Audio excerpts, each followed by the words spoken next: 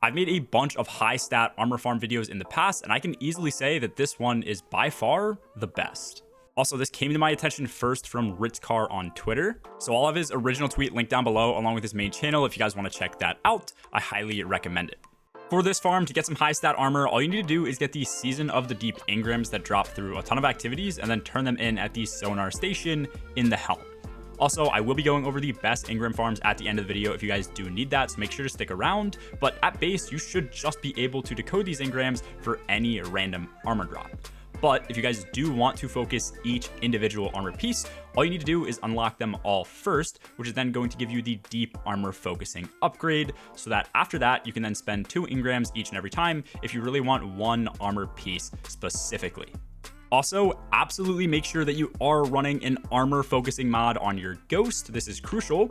I always recommend people to just have Discipline on, which I will be going over why in a minute here if you're curious, but this will drastically increase the quality of the stat distributions that you're getting per armor piece. I traded 20 engrams, all for just random armor pieces. I never did the individual focusing. In total, I ended up getting 14 armor drops because 6 of those were bonds for me, which was a bit unlucky. Bonds obviously don't have any stats, so they're kind of useless to get in these armor farms.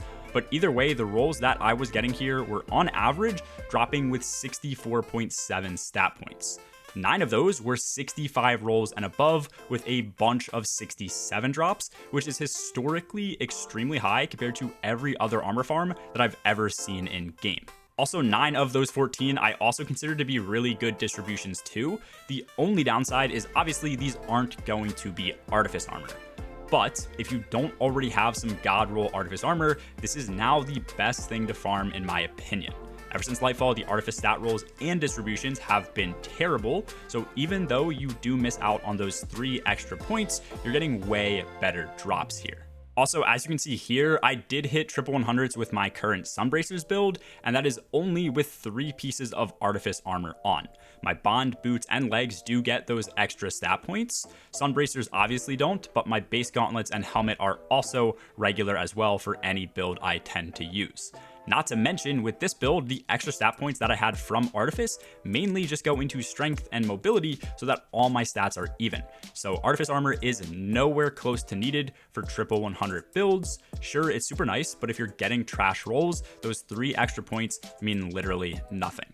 Also, please don't take me as this saying Artifice is bad. Those 3 extra points are great. Just right now, if you don't already have that Artifice armor with good stats, you're kind of out of luck since dungeon drops have been pretty bad in both Duality and Spire.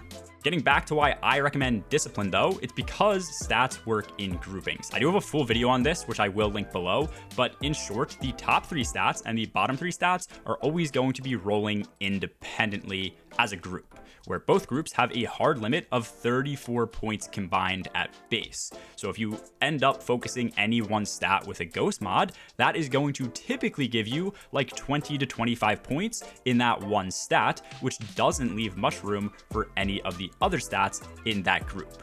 For example, as you can see on most of these armor drops I just got, I focused high discipline. I ended up getting that discipline, and then you can see strength and intellect are extremely low for each piece of armor because it was prioritizing that discipline. Obviously, for most builds, you're going to either want resilience and recovery if you're on Warlock and Titan, or resilience and mobility on Hunter.